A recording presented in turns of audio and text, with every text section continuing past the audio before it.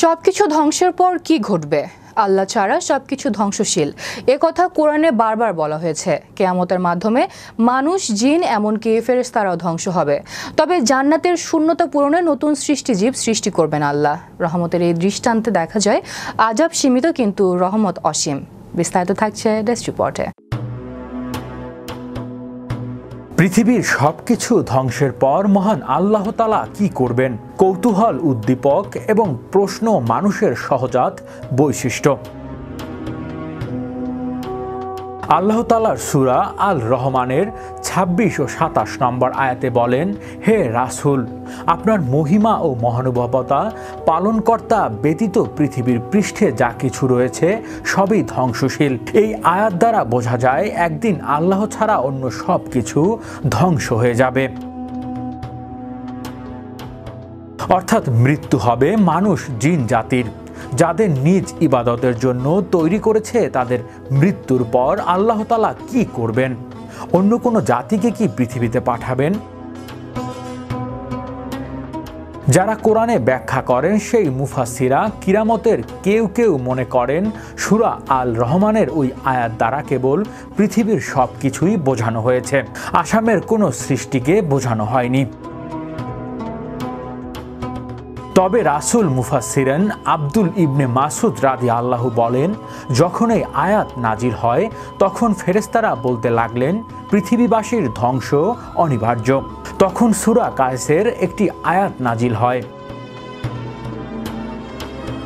সেখানে আল্লাহ তাআলা বলেন, একমাত্র আল্লাহর সত্তা ছাড়া সবকিছুই ধ্বংসশীল, বিধান কেবল তারই হবে এবং তার কাছেই ফিরে যেতে হবে। এই আয়াতটি অবতীর্ণের পর ফেরেশতারা নিশ্চিত করেন শুধু মানুষ নয়, তাদেরও ধ্বংস অনিবার্য।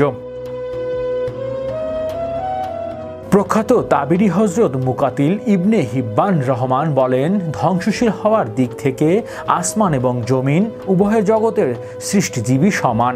মৃত্যুর মাধ্যমে উভয় জগতের আদিবাসীরাই একদিন ধ্বংস হয়ে যাবে, আর এই ধ্বংসের চূড়ান্ত পর্যায়ে ঘটবে কিয়ামতের মাধ্যমে। কিয়ামতের বিষয়ে আল্লাহ তাআলা সূরা নাহলের ৫৭ নম্বর আয়াতে বলেন, কিয়ামতের বিষয়টি তো এমন যেমন চোখের পলক অথবা তার চেয়ে অল্প সময়ের ব্যাপার মাত্র। নিশ্চয়ই আল্লাহ সবকিছুর উপর শক্তিমান। এই কিয়ামতের মাধ্যমেই আল্লাহ আসমান জমিনের সবকিছু ধ্বংস করে দিবে এবং সবাইকে পুনরুত্থিত করবেন। হিসাব নেবেন কৃতকর্মের। যারা সকর্ম করেছেন তারা জান্নাতে, আর যারা রবের সীমা লঙ্ঘন করেছেন তারা চিরস্থায়ীভাবে জাহান্নামে থাকবেন।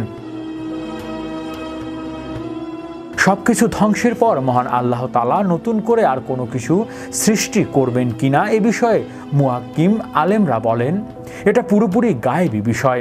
এটি জানা একমাত্র মাধ্যম আল কোরআন ও হাদিস। আল কোরআনে নতুন মাখলুক সৃষ্টির বিষয়ে কোনো উল্লেখ নেই, তবে হাদিসে এর বর্ণনা রয়েছে। সূরা কফের ৩০ নম্বর আয়াতে আল্লাহ তাআলা বলেন, যেদিন আমি জাহান্নামকে জিজ্ঞাসা করব, তুমি কি পূর্ণ হয়ে গেছো? তখন সে বলবে, আরো আছে কি?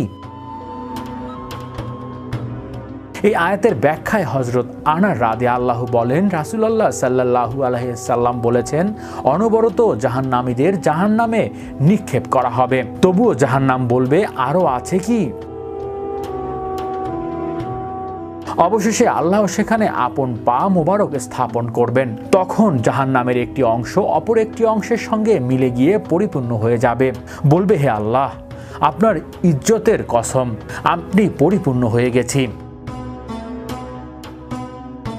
বলবে, হে আল্লাহ, আপনার ইজ্জতের কসম, আমি পরিপূর্ণ হয়ে গেছি। অন্যদিকে জান্নাতের শূন্যস্থান পূরণে আল্লাহ তাআলা নতুন সৃষ্টিজীব সৃষ্টি করবেন এবং তাদের জান্নাতে বসবাস করতে দিবেন। এই হাদিসের ব্যাখ্যায় আলেমরা বলেন, এর মাধ্যমে আল্লাহ আযাব সীমিত এবং রহমত অশেষ তা প্রমাণ হয়, কারণ জাহান্নাম পূর্ণ করতে তিনি নিজের পা মোবারক প্রতিস্থাপন করবেন, কিন্তু জাহান্নাম যাওয়ার পরেও সেখানে নতুন কোনো বান্দাকে ফেলবেন না। অন্যদিকে জান্নাতের ফাঁকা স্থান পূর্ণ করতে তিনি সৃষ্টি করবেন নতুন সৃষ্টিজীব। হৃদয় আশিস, বিশ্ব বাংলা 24 নিউজ ডেস্ক।